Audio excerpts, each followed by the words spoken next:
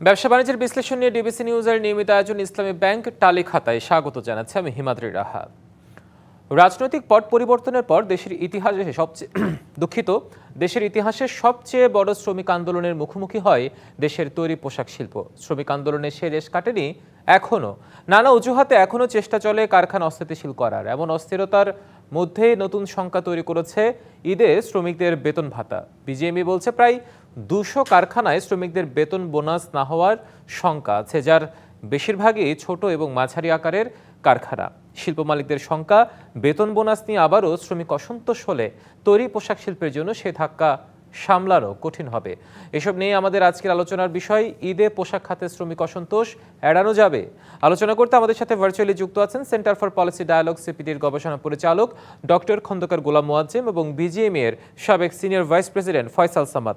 আপনাদের দুজনকে স্বাগত আজকে আমাদের ইসলামী ব্যাংক টালি খাতায়। আমরা আপনাদের সাথে আলোচনায় যাব, কিন্তু তার আগে আমরা একটা প্রতিবেদন দেখে আসতে চাই। আমাদের সহকর্মী ইউসুফ রানার একটি প্রতিবেদন আছে, আমরা সেটি দেখব।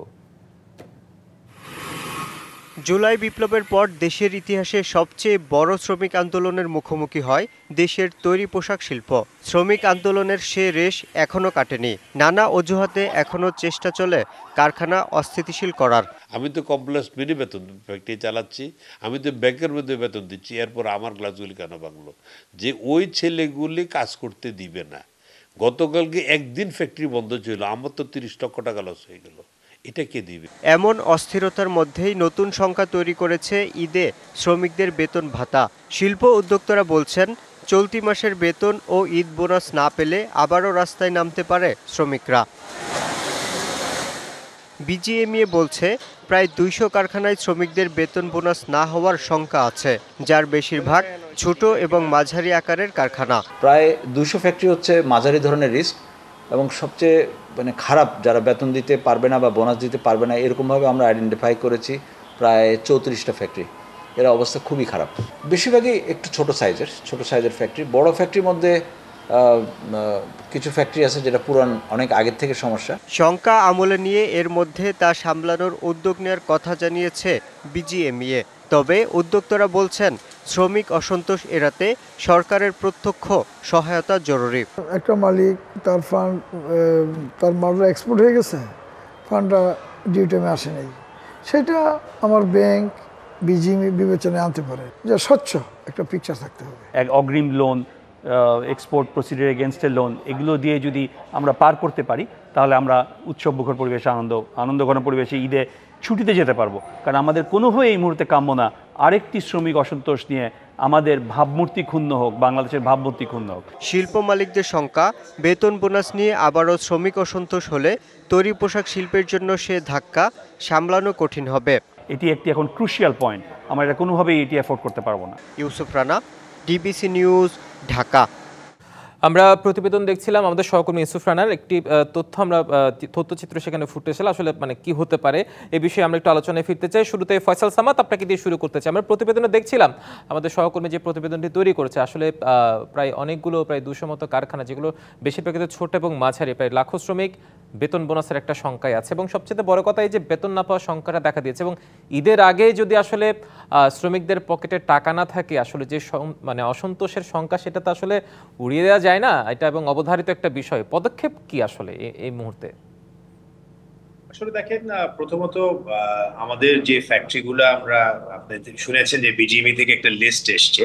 তো আমরা প্রতি বছরই এই ঈদের আগে একটা লিস্ট আমাদের কাছে আসে যে আপনার কোন কোন ফ্যাক্টরিগুলা আর্থিক সমস্যাতে ভুগছে, বা কার আপনার ব্যাংকের কোনো প্রবলেম আছে, যেখানে ব্যাংকের কোনো সলিউশন যদি বিজিএমই সেখানে সহযোগিতা করতে পারে, বা অন্যান্য যদি কোনো সমস্যা থাকে, সেই ক্ষেত্রে আপনার এই লিস্টটা তৈরি হয় সেইভাবে।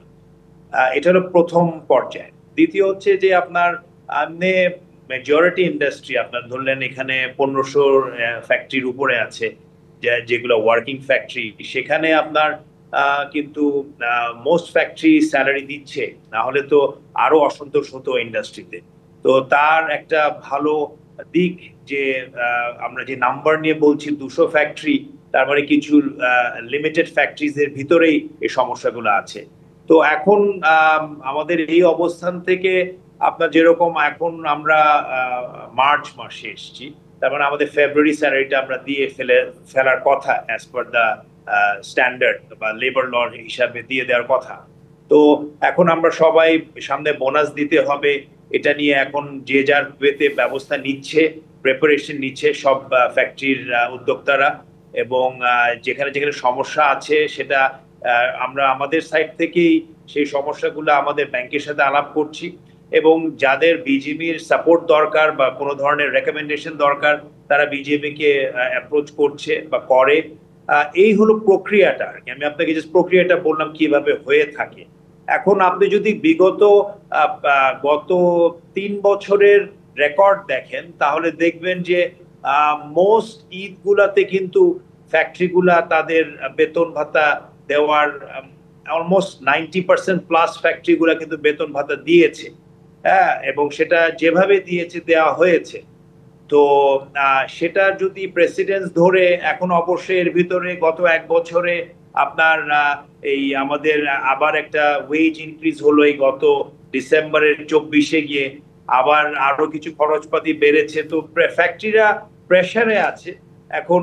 এটা আসলে আমরা তো বলে যে আমরা মানে যেভাবে হোক এটাকে করতে হবে, আমরা করছি সেভাবে, কিন্তু it is a challenging time definitely.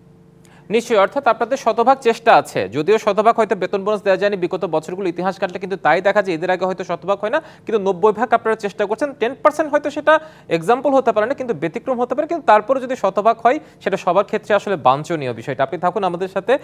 Doctor Khandakar Golam Moazzem, আসলে এই যে আমরা প্রত্যেকবারই একই চিত্রটা দেখি, যদিও ফয়সাল সামাদ তার বক্তব্য অনুযায়ী 90% বেতন বোনাস দেওয়ার চেষ্টা করে, বাকি 10% হয়তো বাকি থাকে, সেই জায়গা থেকে কিন্তু একটা শ্রমিক অসন্তোষের আমরা চিত্র প্রত্যেকবারই পরিলক্ষিত, এবং এবারও কিন্তু সে সংখ্যা উড়িয়ে দেওয়া যাচ্ছে না। এটা আসলে আমাদের সামগ্রিক খাতে কতটা প্রভাব ফেলবে? না, এটা প্রভাব ফেলার আলোচনা করার তো কোনো সুযোগই নেই। আমার কথা হচ্ছে যে বেতন কেন দিতে পারবে না ফ্যাক্টরিগুলো? ঈদের চাঁদ তো আর হঠাৎ করে আসে না। ফ্যাক্টরিগুলো কেন তার ফাইন্যান্সিয়াল ম্যানেজমেন্ট আগে থেকে ঠিক করতে পারে না? এত এত এত বছরের ধরে ফ্যাক্টরিগুলো তাদের অপারেশন চালাবে এবং তারা তাদের ফাইন্যান্সিয়াল ম্যানেজমেন্ট এখন পর্যন্ত ঠিক করতে পারবে না। কোন সময় তাদের কস্ট বেশি, কোন সময় তাদের কস্ট কম, এবং কোন সময় তাদের অতিরিক্ত টাকা লাগবে, এই ফান্ড ম্যানেজমেন্টটুকু তাদের নেই। ইম্পসিবল। তাদের অবশ্যই সেটি আছে। সুতরাং কোনোভাবেই এটি মানা যেতে পারে না যে তারা শ্রমিকদের বেতন দিতে পারবে না, বোনাস দিতে পারবে না। এখন সকলের নাভিশ্বাস অবস্থা। উচ্চ মূল্যস্ফীতির মধ্যে একটা শ্রমিক কোনো রকমের টিকে আছে। তাদের ভিতরে যদি এখন বলে যে হ্যাঁ 200 ফ্যাক্টরির মধ্যে সমস্যা রয়েছে, 34টি দিতে পারবে না, এটা কোনোভাবেই আসলে মেনে নেওয়া যায় না। এবং সাম্প্রতিককালে যদি আমি বলি যে বেতন ভাতাদি বৃদ্ধি, এগুলো তো সবই আসলে মালিক পক্ষের সুপারিশ মতোই হয়েছে। সুতরাং সেই জায়গাতে তো এই বাড়তিটুকু যদি তাদের না সক্ষমতা থাকে, তাহলে আমার সেই ধরনের উদ্যোক্তা রেখে লাভ কি? তারা যদি এটুকু বাড়তি খরচ যদি তাদের বেয়ার করার মতো ক্যাপাসিটি না থাকে, সুতরাং কোনোভাবে এটি মানা যাবে না যে শ্রমিকরা বেতন পাবেন না। আমাদের উদ্যোক্তারা, এই যে ফয়সাল ভাই যেটি বললেন যে কারো যদি প্রয়োজন হয় তাহলে অ্যাসোসিয়েশনের সুপারিশ নিতে পারেন, সেটি তারা নেবেন। ব্যাংকগুলোর সাথে তারা আলাপ আলোচনা করছেন, সেটি সবসময় তারা করে থাকেন। সুতরাং সেইভাবে আমরা এটা সমাধান মনে করি। কোনো ধরনের এটি দেয়া যাবে না, পরে দেয়া হবে, অর্ধেক দেওয়া হবে, কিছু দেওয়া হবে, এরকম জায়গা থেকে বেরিয়ে আসা দরকার। এরকম গ্লোবালি এস্টাবলিশড একটা সেক্টরে কেন এরকম একটা সিচুয়েশন হবে? আমরা অন্য দেশের সাথে কম্পিটিশনের কথা বলি, আমরা ভিয়েতনামের সাথে কম্পিটিশনের কথা বলি, চীনের সাথে কম্পিটিশনের কথা বলি, অথচ আমাদের মানে বেতন ভাতার এই কমপ্লায়েন্স দেখতে গেলে তো কোনোভাবে আমরা তাদের কাছাকাছি নেই। তাহলে কিভাবে আমরা আসলে আমাদের গ্লোবালি কম্পিটিটিভ একটা ইন্ডাস্ট্রির আসলে স্বপ্ন দেখি? সুতরাং আমি মনে করি যে নতুন লিডারশিপ আসবেন সামনে, সম্ভবত ফয়সাল ভাইদের ফোরাম থেকে হয়তো আসবেন, এটা আমরা আশা করছি। সুতরাং আগামীতে আমরা এই সমস্ত অভিযোগ আর শুনতে চাই না। ফয়সাল ভাইয়ের কাছে আগামী অনুরোধটুকু রাখলাম। নিশ্চয়ই ফয়সাল সামাদ, আপনি শুনলেন ডক্টর খন্দকার গোলাম মোয়াজ্জেম একটা অনুরোধের সুরে আপনার কাছে বেশ কিছু কথা উনি বললেন, তার প্রেক্ষিতে আসলে আপনার বক্তব্য আমরা শুনতে চাই, আমাদের মাধ্যমে দর্শকরা শুনতে চাই। জি ধন্যবাদ মোয়াজ্জেম ভাই। আসসালামু আলাইকুম, ভালো আছেন আশা করি। আসলে আপনার এরকম জ্বালাময় বক্তৃতা ভালো লাগলো শুনে, কিন্তু কষ্ট পেলাম মোয়াজ্জেম ভাই, কারণ আপনিও জানেন যে বেতন ভাতা বোনাস না দেবার কারো কোনো সুযোগ নাই, এবং এটা কিন্তু আজকে না, এটা আমরা আগেই এস্টাবলিশ করে রেখেছি, এটা আপনি জানেন। এগুলো আসলে নিউজ মিডিয়াতে অনেক সময় আসে, তারপরেও আমরা কিন্তু একটু আগে আমি একটু কথা বলেছিলাম যে বিগত বছর 4 ধরে কিন্তু এটার প্রবণতা কমে এসছে এখন আগের থেকে। আগে একটা সময় ছিল, এটা আমিও জানি, আমিও আপনার আজকে না বহুত বছর ধরে আমরা কাজ করছি একসাথে, আপনি জানেন সেটা ছিল, একটা সময় ছিল, কিন্তু আসলে এখন there is no scope। এবং এটা কিন্তু প্রথমে আমি ক্ল্যারিফিকেশন করে দিই যে না, বেতন ভাতা এবং আপনার যেগুলো ডিউজ থাকবে সেগুলা সবই দেওয়া হয় এবং হবে, যেটার জন্য হচ্ছে যে we have to work together. হ্যাঁ, যেটা যেটা আপনি বললেন যে হ্যাঁ, আপনি যতটা কারেক্ট যে ব্যবসা বলেন, যারা আমরা ব্যবসায় আছি ডেফিনেটলি আমাদের ফাইন্যান্সিয়াল প্ল্যানার থাকা উচিত, এবং এটার সাথে শুধু আমাদের না, আরো অনেক কিছু সম্পৃক্ত আছে। তো যেরকম ধরলেন গ্যাসের রেট বেড়ে যায় রাতারাতি, তারপরে আপনার এই মজুরি বেড়ে যায় কোনো এক সময় গিয়ে বা কোনো একটা আনএক্সপেক্টেড কারখানা সংশ্লিষ্ট যে অনুষঙ্গগুলো আছে সেগুলোর দামটা আসলে যখন ফ্লাকচুয়েট করে তখন হয়তো একটু বিপত্তিতে পড়তে হয়। আমরা এই বিষয়ে আরো বিস্তারিত আলোচনায় যাব। ফয়সাল সামাদ, আপনি থাকুন আমাদের সাথে, ডক্টর মোহাম্মদ আপনিও থাকুন আমাদের সাথে। আমরা একটা বিরতিতে যাই, বিরতির পর ফিরে এসে আপনার উত্তরটা আমরা নেব। দর্শক, বিরতি নিচ্ছি। ব্যবসা বাণিজ্যের বিশ্লেষণে ডিবিসি নিউজের নিয়মিত আয়োজন ইসলামী ব্যাংক তালিকা খাতায়, সঙ্গে থাকুন, ফিরছি একটু পর। বড় স্বাগত জানাচ্ছি ব্যবসা বাণিজ্যের বিশ্লেষণ নিয়ে ডিবিসি নিউজের নিয়মিত আয়োজন ইসলামী ব্যাংক তালিকা খাতায়। আজকের আলোচনার বিষয় ঈদে পোশাক খাতে শ্রমিক অসন্তোষ এড়ানো যাবে। আমরা আবার আলোচনায় ফিরছি। ফয়সাল সামাদ, আপনি ডক্টর খন্দকার গোলাম মোয়াজ্জেমের বক্তব্যের প্রেক্ষিতে আপনার যুক্তি খণ্ডন তুলে ধরছিলেন, সেখান থেকে আবার শুরু করতে চাই। ধন্যবাদ। আমি আসলে যেটা বললাম, মোয়াজ্জেম ভাইয়ের জালামো বক্তৃতার পরে আসলে বলার একটাই থাকে যে আমরা কমপ্লায়েন্ট, আমরা মানে কেউ বলছে না যে বেতন ভাতা দেওয়া হবে না, সব উদ্যোক্তারাই চায় তারা তাদের বেতন ভাতা দিতে, এবং তারা সেভাবে করে প্ল্যানিংও সেভাবে করে করা হয়। আমরা ক্ষুদ্র কিছু ফ্যাক্টরি আছে যারা পারে না, তাদেরকে আমরা প্রতি বছরই আমরা চেষ্টা করি তাদেরকে কোনোভাবে সাপোর্ট দেওয়ার ক্ষেত্রে। এবং আসলেই এই ফ্যাক্টরিগুলা তারা দুস্থ ফ্যাক্টরি, তাদের নানা সমস্যা আছে, এগুলা নিয়ে আমরা আগেও পরিকল্পনা করেছিলাম তাদের একটা এক্সিট পলিসির জন্য। আসলে যারা পারে না তারা ইন্ডাস্ট্রিতে থাকার মতন, যদি না থাকার মতন অবস্থান থাকে তারা এক্সিট করতে হবে ইন্ডাস্ট্রি থেকে। এটা মোয়াজ্জেম ভাইও জানেন, উনিও এটার উপরে কাজ করেছেন বা করছেন। তো ওটাতে আসবো, কিন্তু এই মুহূর্তে যেখানে আছি সেটা হচ্ছে যে ইন্ডাস্ট্রি নানা প্রেসার, নানা প্রাইস রিডাকশন বলবো শুধু না, বাট নানা এক্সপেন্স ইনক্রিজের যেগুলা এক্সপেন্ডিচার ইনক্রিজ যেগুলো হয়েছে বিগত 1 বছরে, 6 মাসে, 3 মাসে, 2 মাসে, সবকিছু নিয়েই কিন্তু ফ্যাক্টরিরা তারা তাদের বেতন ভাতা দেওয়ার ব্যবস্থা নিচ্ছে এবং ইনশাল্লাহ হবে।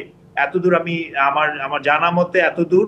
এবং এর বাইরে বিজিএমইও যেগুলো ফ্যাক্টরি পারবে না বা চেষ্টা যদি না পারে তাহলে সেটার জন্য কি করণীয় সেটারও পদক্ষেপ নেওয়া হবে। আমরা সবাই একসাথেই চেষ্টা করছি ইনশাল্লাহ। আমাদের ভাবমূর্তি শুধু না, আমাদের যারা শ্রমিক ভাই বোনেরা আছেন তাদের স্বার্থেও সব স্টেক হোল্ডারদের সাথে যা যা করণীয় সবই করা হবে ইনশাল্লাহ।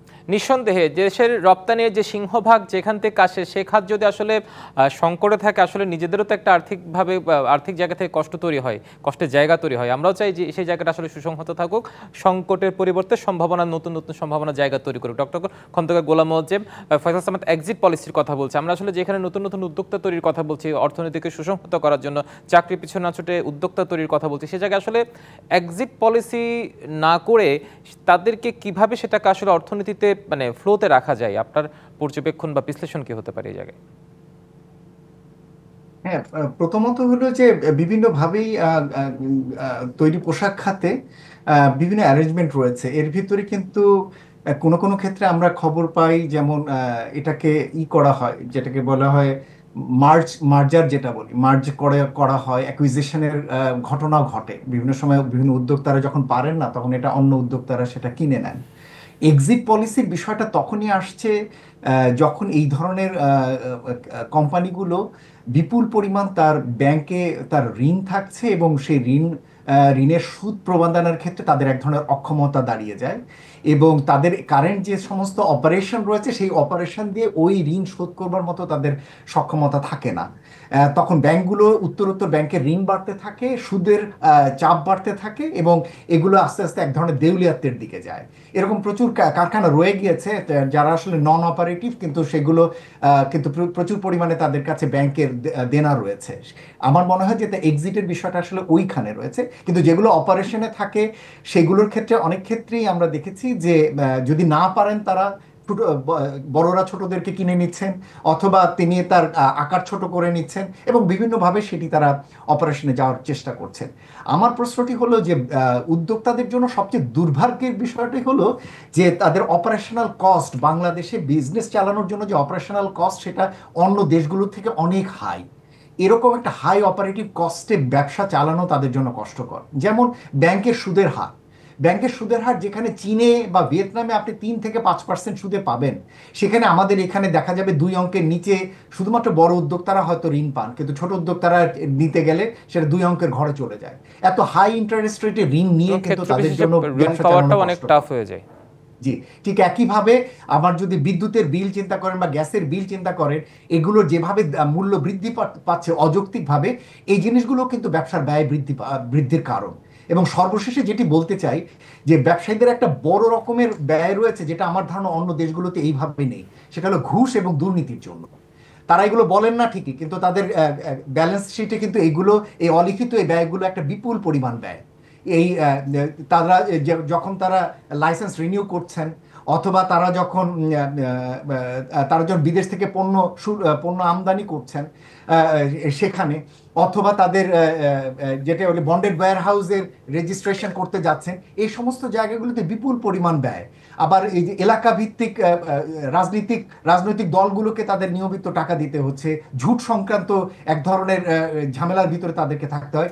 এই যে বিপুল পরিমাণ ব্যয়, এই ব্যয়গুলো মেটাতে গিয়ে পরে যেটি দাঁড়ায় যে এটির চাপটি তারা শ্রমিকের উপরে দেন, যেটি আবার আমি মানতে নারাজ। অর্থাৎ দিন শেষে যারা শ্রমিক আছে তাদের ক্ষেত্রে কি পুরোটা পারে এবং যা হওয়ার ফলাফল সেটা আমরা দেখতে পাই, সেটা যেন সরকার ব্যবস্থা নেন।